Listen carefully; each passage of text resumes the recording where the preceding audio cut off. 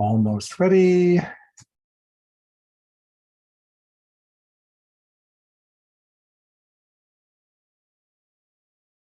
Looks correct. And let's get back to my actual text screen. There we are. And click. All right. With all of those clicks done, I think all the technology is in place. Thank you all for joining me. We're just going to give it another minute to make sure that anyone who's logging in through the YouTube link, which is, sorry, give me a second, is being annoying. It's giving me a flag that I didn't say that it was public, but I did.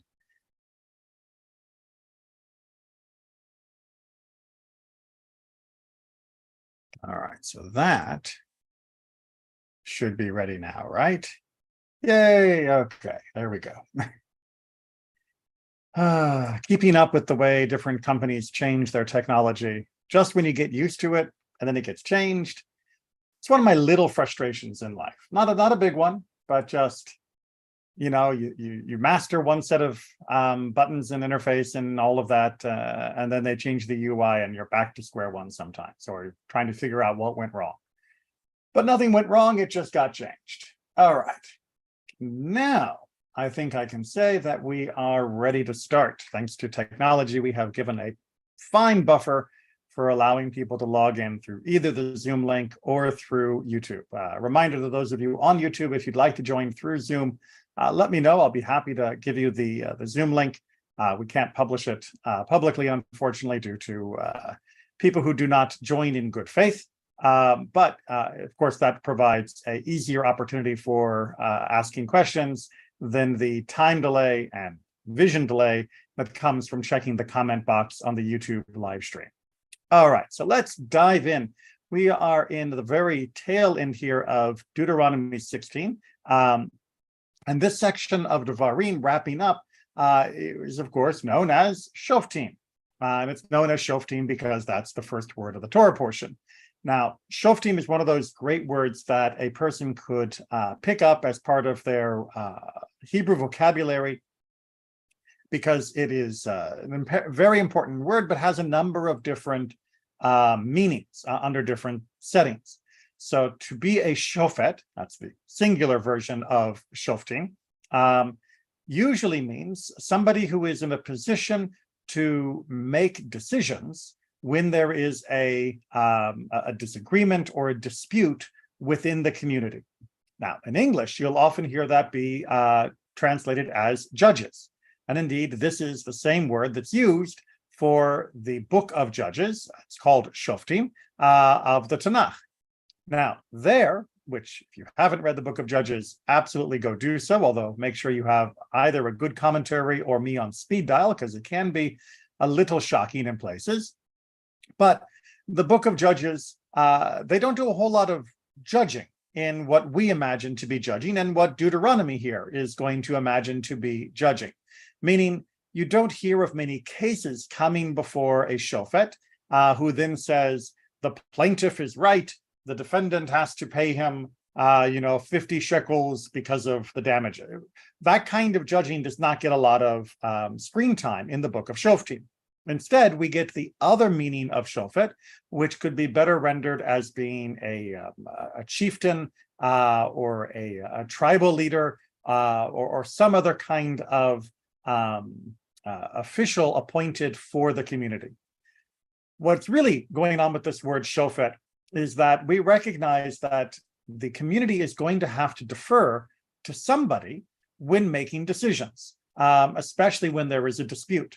Now, this isn't to say that Judaism is anti-democracy. Far from it. Judaism has had a soft form of democracy for 3,000 years. While certainly we're not democratically able to say we're not going to keep Torah, on the other hand, we certainly can say that we want to make sure that we are picking the people who help us to keep Torah. So a shofet would be essential in a Jewish society, just like any other society. When two people come and say, hey, your cow killed my cow, and the other guy says, nah, Well, how is that going to be resolved? If you have a pre-judicial system, that is to say, if you are just in a culture that does not have a judge that has been placed in a position to handle these types of disputes, then most of these disputes are going to be settled either by the power status of the people currently in their current place in the society. Those that are of higher status will be able to do what they wish with impunity to those of lower status, or with violence, which is unfortunately always the human fallback. Your cow killed my cow, well, in that case, I'm going to stab you, and that will teach people not to hurt my cow. That was a default position for much of human society, for much of human history. Having a judicial system, having a system where people believe they can find justice, where they can go, where their issues will be heard, where a shofet, a judge, will sit and listen as an impartial decision maker regarding different cases, weighing the evidence and testimony, and rendering a verdict that will then be felt binding and valid by the population, is an incredibly important building block in actually having a society, having a culture, having a community that is more than just the immediate family that all trusts that, we're not going to do anything to hurt each other. Now, of course, we all know that many immediate families also come to positions where they need to go before a judge, and that is, simply the way families will sometimes work. But if you want to make it even bigger than a family, you're going to have a judicial system. And Deuteronomy 16 here is making that explicit, and as we'll see, is going to be talking about one of the core ideas of the validity of that system. Because remember, it's not just enough that you have a judge, you need to have a judge that the community considers to be impartial and fair. If the community does not feel that the judge is impartial or fair, then we're back to that earlier stage of just those in power are able to use power to take what they want from anyone else. That is just a dictatorship by some other name, and will eventually always lead to violence, because it turns out the majority of people will not be in power, because people in power don't like to share it unless there are rules that force them to. And the people out of power will eventually do the count and say, hey, there's more of us than there are of them. Let's get them. So having judges that are considered to be valid, fair, objective, and rendering verdicts that are considered to be appropriate and accepted by the community is critical. So let's see what Deuteronomy 16, verse 18 for our start, is going to teach us about making sure that system works. Judges and officials, you are to provide for yourselves within all your gates. Gates, as I've talked about numerous times, was the location where many of the official meetings would take place. We see this very clearly in the story of Ruth, where Boaz takes her and the other contender, and they go to the gates, they assemble the quorum, and they have a hearing on the matter. So the gates is not just a question of in your town. The gate is a literal civic space. It would be like the plaza or the city hall in a modern term. For Adonai, Adonai your God is giving you, meaning in the place where you're about to go, you're going to need to have these. And of course, this is marked as a difference between the time now where people have problems. They can come to Moses, or more appropriately, as Yitro advised, to the different judges in the hierarchy, but that is still within a very concentrated space. You're going to have more judges in more places because you will be spread out. For your tribal districts, they are to judge the people with equitable justice. Now, equitable justice is a great translation of this double-barreled word that we get at the end here, mishpat tzedek. Mishpat is often translated as being the rule of law, and tzedek is often translated as being either equitable, as it is here, or justice as well. So there's a variety of mishpat and a variety of tzedek that need to be matched together. That you can have the rule of law and it not be fair, and you can have justice that is not creating the rule of law. and you need to be able to manage both of those together. How do you do that? Verse 19 goes into some details. You are not to cast aside a case for judgment, meaning don't ignore cases. If there's an issue, if there's a case, it must be heard. You are not to recognize a face. Now, as Fox points out, you are not to specially recognize anyone's face is the intent here, meaning that it doesn't mean that you're not allowed to recognize people of, oh, hey, Frank, I haven't seen you for years. No, that's not the recognition we get here. It means that when someone comes before you, you need to not play favorites. You need to actually treat the litigants equally. You are not to take a bribe, for a bribe blinds the eyes of the wise and twists the words of the equitable. Okay, so this is going to be our main topic, but we will look at the rest as well. But this idea of lo tikach shochad, of do not take a bribe.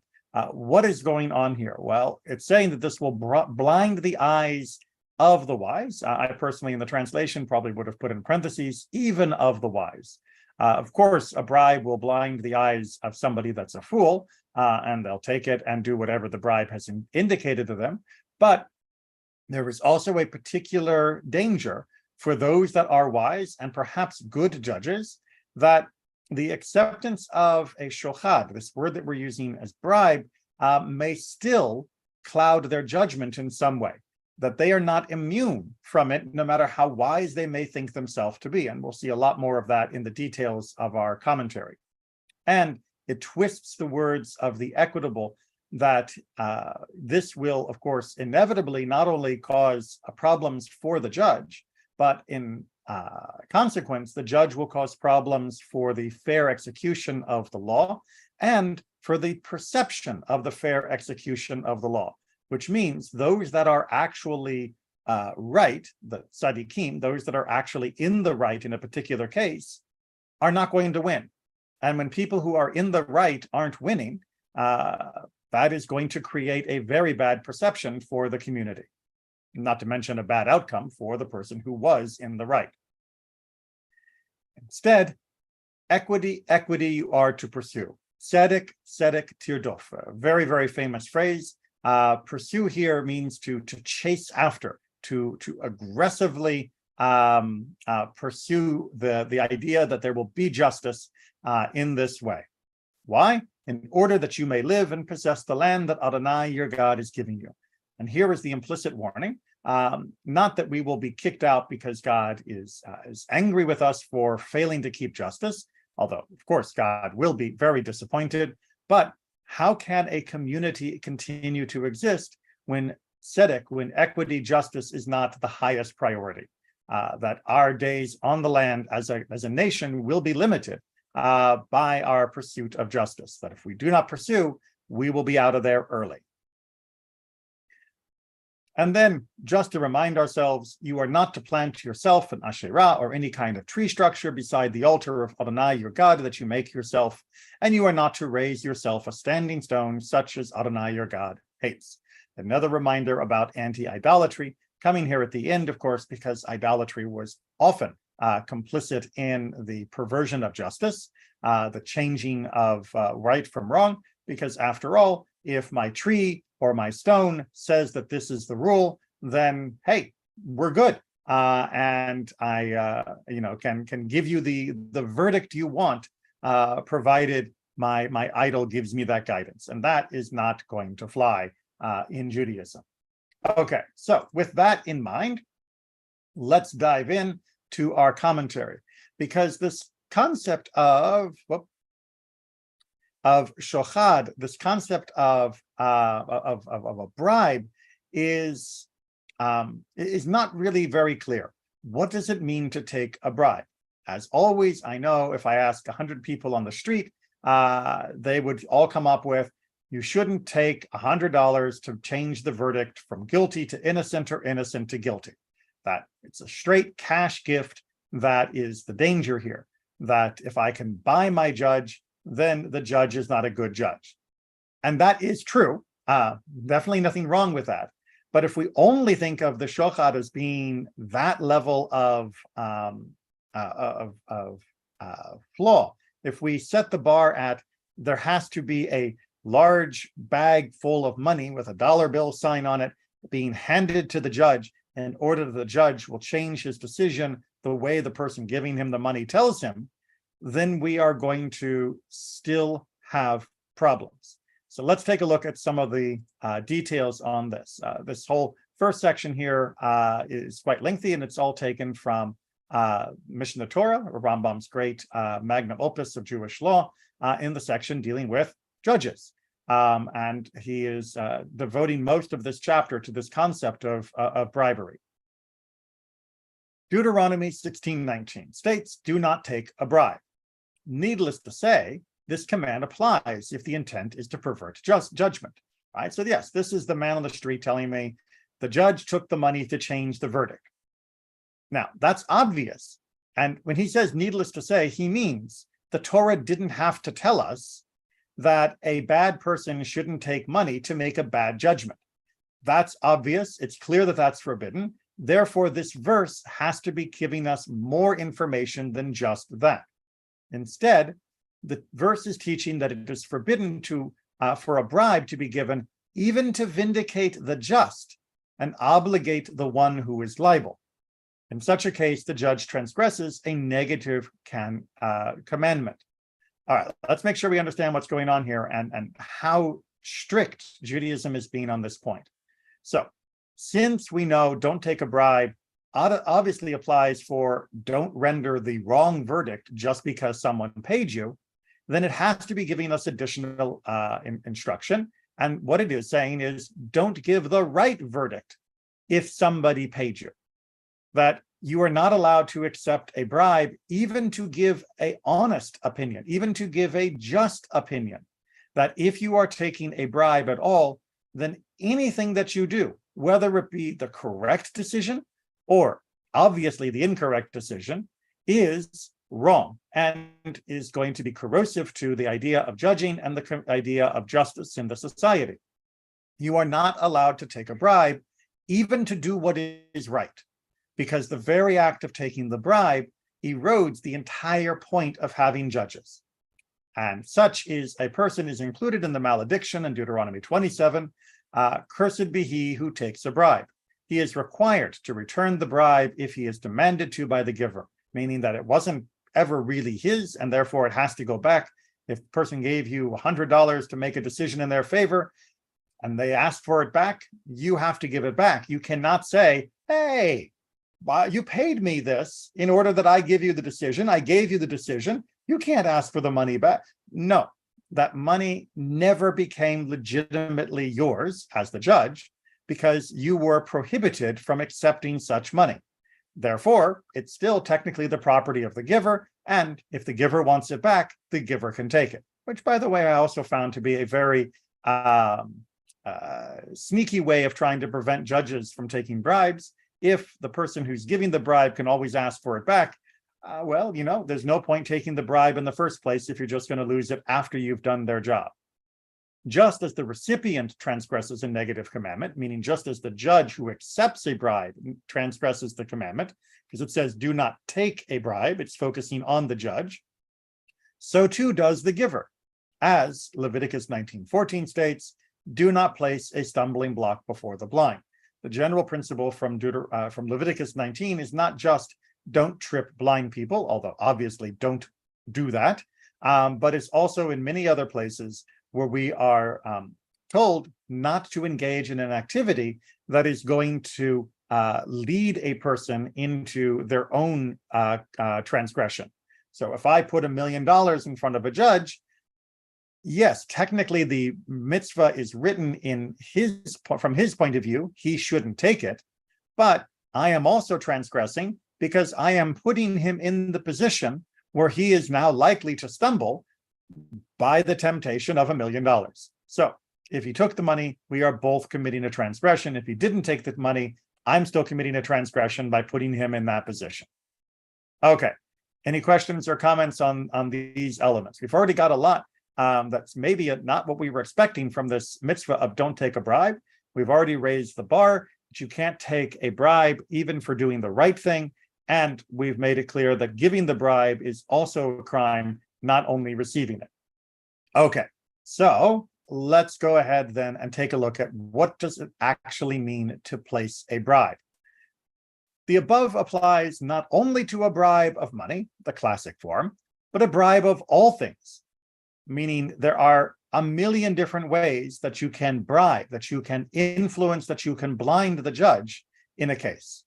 For example, an incident occurred concerning a judge who stood up in a small boat as he was crossing a river. A person extended his hand and helped him as he was standing. Later, that person came before the judge with a case. The judge told him, "I am unacceptable to serve as a judge for you."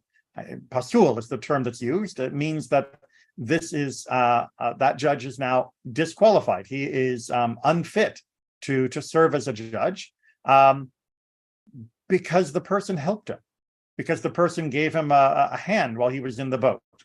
Okay, so what happened here? Right? No bags of money, no brown envelopes, no secret Swiss bank accounts. What was the bribe?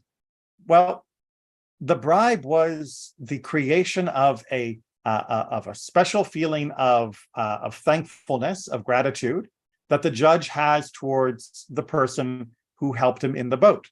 And while that may not have even been intentional with regards to how the case would be handled, the person in the boat may not have known it was a judge. He may not have even had the case yet when he was helping the person in the boat, the anonymous person who was standing up that he helped.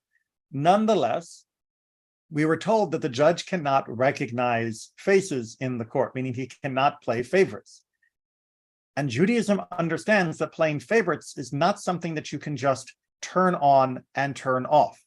That if someone has done you a favor, you will be unavoidably inclined towards showing them some favoritism. That this is not something that can just be dismissed. You can claim, "Oh, I will be fair and impartial. Yes, he helped me, but don't worry, that will not influence my judgment." You can say that all you want, but we know that's not true. And by we know that's not true, I mean Judaism knows that not true from 3,000 years ago. But modern social science research and other investigations also has proven that that's not true, that even the simplest of favors will predispose a person to be slightly nicer to you. Study after study show the same results, that it is very easy to get just a little bit of a preferential treatment by having done even the most trivial of acts of kindness, such as extending a hand to help someone, handing somebody a cup of coffee, all of these things. Indeed, that's why many sales techniques are built around these ways of creating a preferential relationship by doing favors before you make your request in return. So that is the essential element here. However, there is a broader issue that even if the judge truly was powerfully able to turn off that favoritism for those who did me favors part of his brain, imagine that somehow he was an exceptional human being, that doesn't mean that the rest of the community is going to view it as happening that way. Remember, it's not only the process, not only the outcome that is important, it is also the perception of the process. If it is felt that the judge who judged had a reason to be favorable to one of the litigants over the other, then we need to recognize that the rest of the community is not going to be 100% convinced that the verdict in that case was delivered 100% fairly.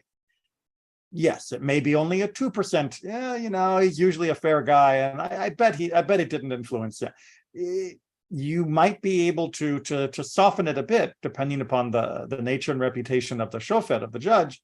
But in time, for both this judge and for the institution of judging at all, for the idea of justice, this is a corrosive act.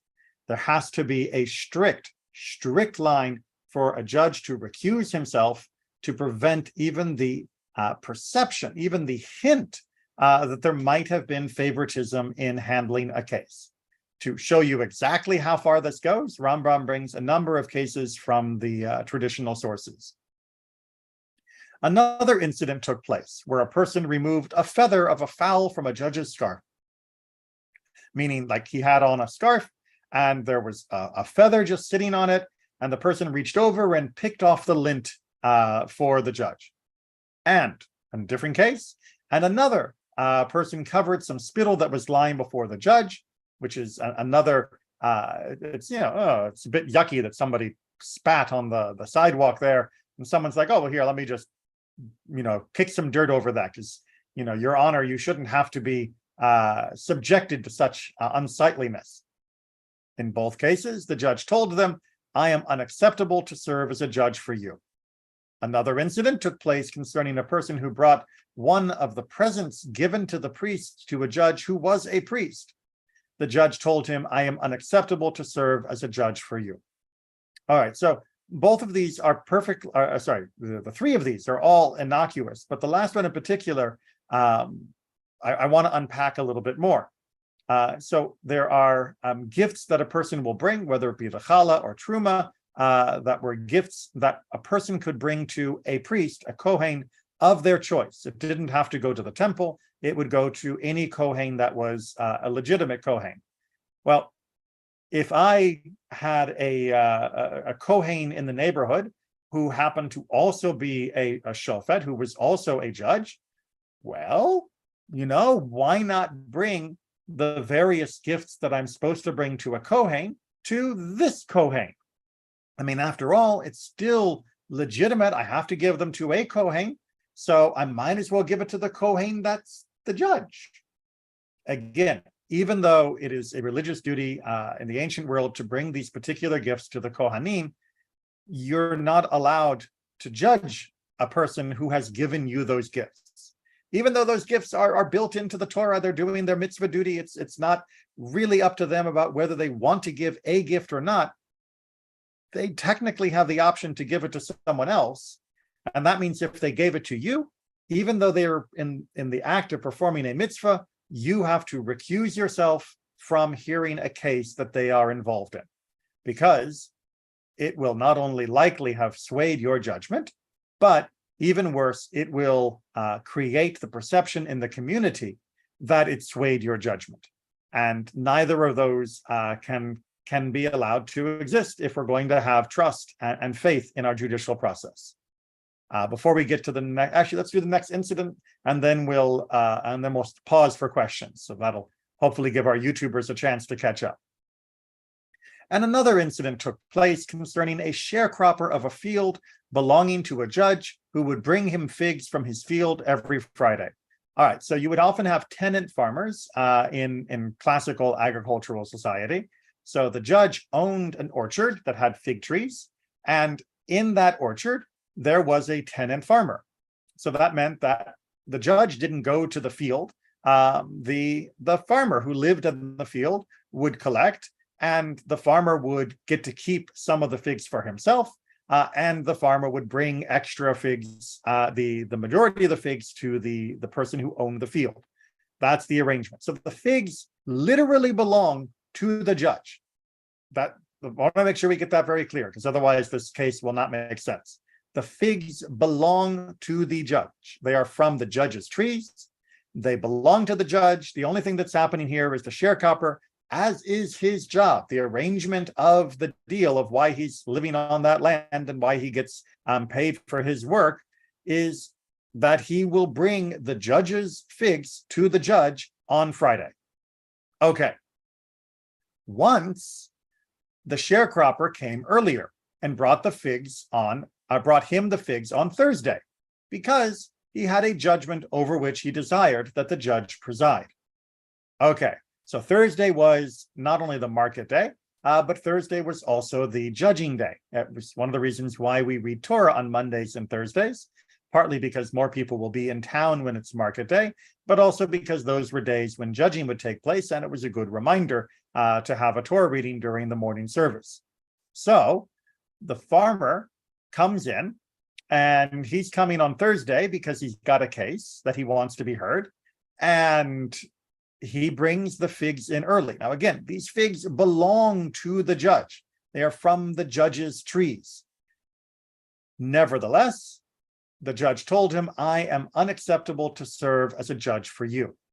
This applies, although the figs belong to the judge. Since he brought them earlier than the ordinary time, that favor caused him to be disqualified as a judge. So what was the huge favor that the sharecropper was doing? He brought them a day early, right? I mean, that was just a nice thing and something that most of us would appreciate. Hey, when the mail order shipment shows up on the door a day earlier than you were expecting, you feel a little lucky. You feel nice. Hey, oh, look, it came early. That's nice. That's good. I get to enjoy whatever I bought a little bit earlier. So too, the judge would have a slight inclination to being grateful for having his figs a day earlier than he was expecting. And that slight inclination is enough to potentially throw off his objectivity, as well as create the perception that he is not being objective. As such, pasul, I am unfit, unqualified. I am no longer an appropriate judge for you. Okay, we'll pause there. Let me check the YouTube comments, see if there's anything running in there. Not seeing anything at the moment. Give you all a chance to ask questions through Zoom. Not seeing anything. All right, let's carry on then. Remember, anytime you're always welcome to ask a question, even if I'm not paused for a question. Okay. A judge may not adjudicate the case of a friend. This applies even if the person is not a member of his wedding party or one of his more intimate companions. All right, so we've been talking about tit for tat favors. I help you in the boat. I help you with your figs. I help you with your scarf. I cover up the spit. All of those are very obvious as potentially changing my feeling towards you. Well, as the halakha points out, all the more so for somebody that's actually an ongoing friend, somebody with whom you are friends 24/7. The guy in the boat was a stranger who just lent a hand. A friend who you consider a friend, well, all the more so you have to recuse yourself from any case involving them, because even more you are likely to be biased in their favor, and even more you are likely to create the perception that you are biased in their favor. I mean, can you imagine oh yeah, I've known this guy for 30 years, and he was my best man at my wedding, and now I'm going to decide whether he or his neighbor are right about the who has to pay to replace the wall. Of course, people are going to think, well, how can you possibly be fair in judging this case? And even though the facts of the case may be obvious, even if you decide in the favor of your friend, even if you decided against your friend, there would still be a perception that things might have been a little bit incorrect, if not more than a little bit. As such, you cannot adjudicate. Not only you can't decide in the favor of your friend, you cannot even adjudicate on a case where you might decide against him. Just because you decided against him doesn't mean that people will not suspect that there was some level of favoritism. Perhaps the penalty or the fine or the assessment was not quite as strict as it could have been, a little bit more on the friend's side, even though he was technically on the losing side of the case. All of that means when it's your friend, you're out. You're not sitting on the case. And that, as Rambam points out, it doesn't have to be your best man that you've known for 20 years. It can be anybody that's just a friend. If they are considered a friend, they are not going to be in front of you in a court. Similarly, he may not adjudicate the case of one he hates. While Judaism certainly tells us that hating others is something that we should avoid as much as possible, we know that it does happen, and the judges know that it does happen. And even though a judge should be even more on guard to avoid hatred, if you know that this person is somebody that you can't stand, you cannot allow yourself to rule a case that they are coming before you for. This applies even if the person is not his enemy and one whose misfortune he seeks. Even if this isn't like your nemesis, they're just somebody you don't like, then no, you cannot adjudicate. Instead, the two litigants must be looked upon equally in the eyes and in the hearts of the judges. If the judge does not know either of them and is not familiar with their deeds, this is the fairest judgment that could be. All right, very important qualification here at the end, which is the idea that, yes, it would be best if the judge didn't know either person in the case. That would mean that they would have to rely entirely on the facts of this case and this case alone. And that's really indicating one of the difficulties of being a judge, which is we often have a tendency to believe we know the details of the story that extend beyond the evidence that has been presented. So if I know that Shlomo has had many failed businesses and often has trouble paying his debts, and someone comes to me and says, Shlomo owes me money, it's going to be tempting for my mind to immediately fill in the story, oh, well, this is just another case of Shlomo not paying his debts. But unless that person can actually present the same kind of evidence that proves Shlomo has a debt with him, that person would have to present to prove that some other never in debt, never loaning money, never participating in business at all person would have to present to get that person on the same level of indebtedness, then you can't rule against them. You can't say, well, it's probably true. It has to be definitively true. And that is extremely hard for a person to do if they know too much about everybody involved, because they will create more ideas about the case than the evidence presented should be seen as providing. All right. Likewise, whenever two Torah scholars hate each other, they are forbidden to act as judges together. This isn't about me being a judge against you. This is about the two of us sitting on the court together, hearing a case. Why? For this will lead to a contorted judgment.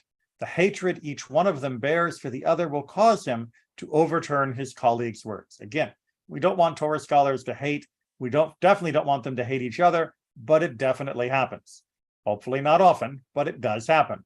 When it does happen, you can't have these two scholars sit on the court next to each other, because the first one is going to say, I think that he makes a very good point with his evidence, and the second one, who hates him, will deliberately contradict him just because he can't stand the first one, and say, you would think he makes a good point. How can you possibly believe what he said?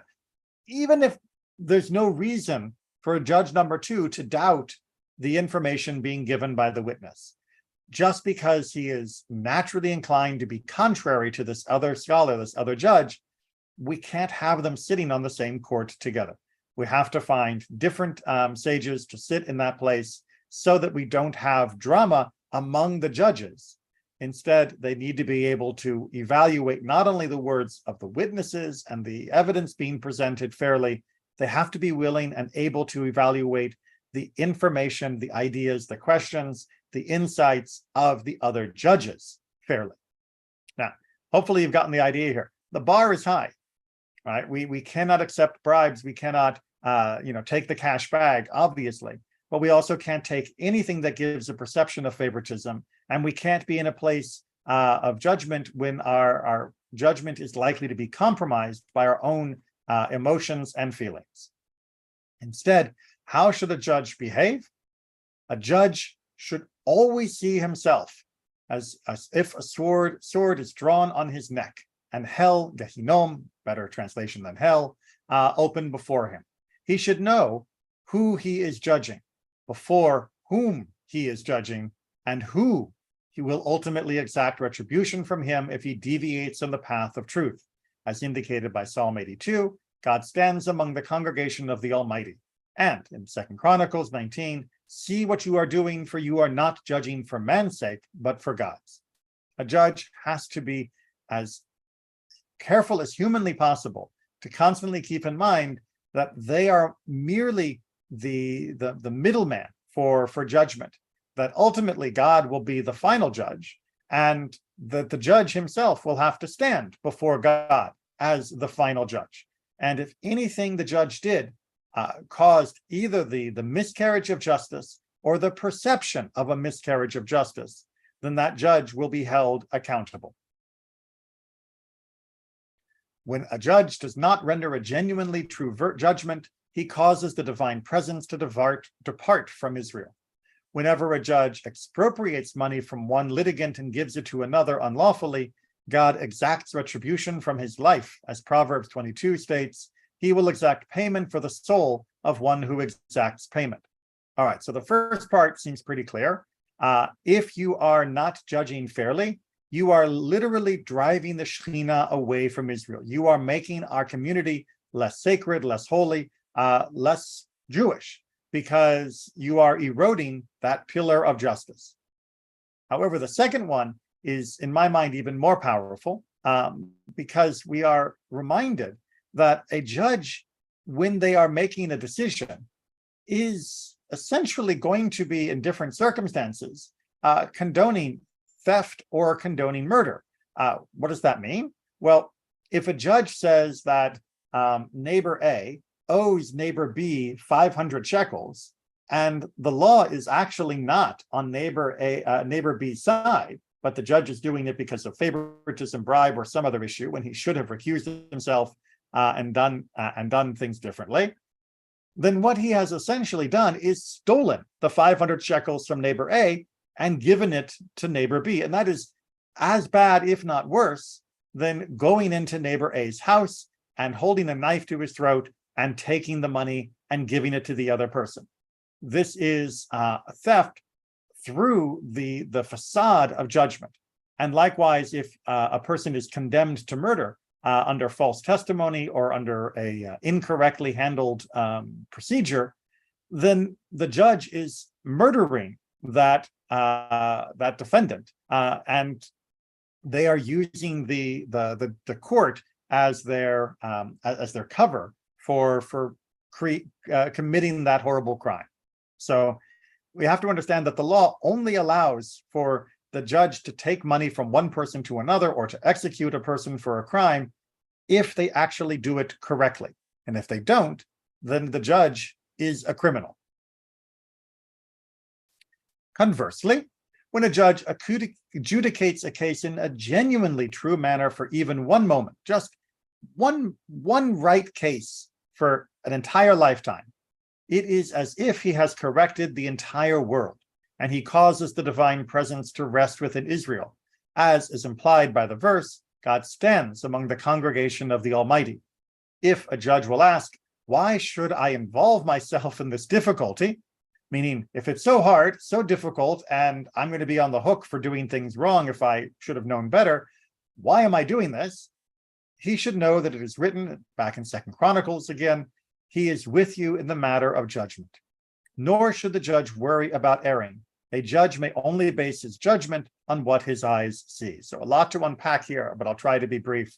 When you judge fairly, when a judge does the job a judge is supposed to do, it is as though you have fixed the entire world, that you should see yourself as having made an important contribution, an essential contribution of putting the world on the right path, the path towards the justice that God wants to see. And yes, it may be true that the rest of the world is not perfectly done and there aren't any more corrections to be made, but you have done something essential on getting the world into that place of perfection. Likewise, it is an invitation for the Shekhinah, for the divine presence, to come and be among us because we are behaving in this correct way. And if you think it's too hard, well, recognize that one, God is with you, that if you do your best, you'll be okay. And don't worry about making a mistake. Do the best with what you have. That is all God asks. He doesn't ask for a judge to be perfect. If a judge has only this bit of evidence, and with that evidence he makes a ruling, and then later on new evidence comes out, well, then, the judge did the best that the judge could with that information. You can't expect a judge to be infallible, but we do have to make sure they are uncorruptible. That is something entirely within their power. Their infallibility, of course, is limited by the evidence that's presented. And they will make mistakes because evidence can be flawed. But incorruptibility, avoiding doing anything that will either bias a case or give the perception of a bias in a case, that is something that every judge 100% can make sure doesn't happen. And then we will get to the end here from Rambam. At the outset, a judge should always look at the litigants as if they were wicked and operate under the presumption that both of them are lying. Right? They come in, one says your ox killed my cow, and the judge has to figure it out. He should assume they're both lying. The one who says your ox did it, he's lying. The one who says my ox didn't, they're lying. Even though those lies are mutually incompatible, you have to mistrust them both, assume that they are trying to weasel out of something here, and dig until you can get to the bottom. You can't just assume, oh, I'm sure it's perfectly fine. No, they're both coming here for a reason. They both want to be proven right, and they'll both potentially say things or do things that are wicked, that are lies, in order to get more out of this legal proceeding. And I have to treat them that way. I have to dive into each of their testimony and the evidence with the hungry pursuit of a detective to make sure that it entirely stands up to scrutiny. No assumption given. And he should then adjudicate according to his perception of the situation. Once you have torn through their testimony and the evidence, looking for any hint, any chink in the lies that might have been there, once you are satisfied that you know the actual truth of the situation, you render a verdict. When they depart, having accepted the judgment, he should view them both as righteous, seeing each of them in a favorable light. All right, now we get to the hard part for the judge. You've made a decision. Neighbor A was lying about the cow. Neighbor B was right. Nothing actually happened that was wrong, and that was his fault. Okay, that's my decision. See you all. And neighbor A says, all right, it's fair. I accept your judgment. When neighbor A says that, and neighbor B, of course, as the vindicated is agreeing in this as well, the judge should say, look, they both actually accepted the verdict. They didn't walk out of here and start fighting and killing each other over the cow. They accepted it. And yes, neighbor A may have been lying. Maybe I caught him in a contradiction or something. Maybe it was just a misunderstanding. Maybe it was a mistake. Even though I rigorously examined him to the point where his testimony fell apart, I shouldn't hold that as being he is a terrible person. Because after all, he came for judgment and he accepted the judgment. And if a person is willing to do that, even if they mess up in the meantime, then I have to recognize that they are participating in the proper maintenance of a community, of a society. It's when people take the law into their own hands, when they go over and hit their neighbor in the head with a stick because of what they think the cow did, that is where we get into the most trouble. Come to the court, present your case, be prepared to have it torn apart, and accept the verdict, even if it goes against you. And you and the community will be in a much favorable position. This is what Rambam is trying to summarize for us, that we have to maintain this level of fairness in all of our judicial proceedings. Just want to finish off with a little summary from Sefer HaChinuch, and then again, I'll leave it open for any questions if someone is brave enough to ask. So again, the mitzvah here is to not take a bribe, that the judge not take a bribe from the litigants, even to judge truthfully, like we talked about before, as it is stated, Exodus 23, and you shall not take a bribe.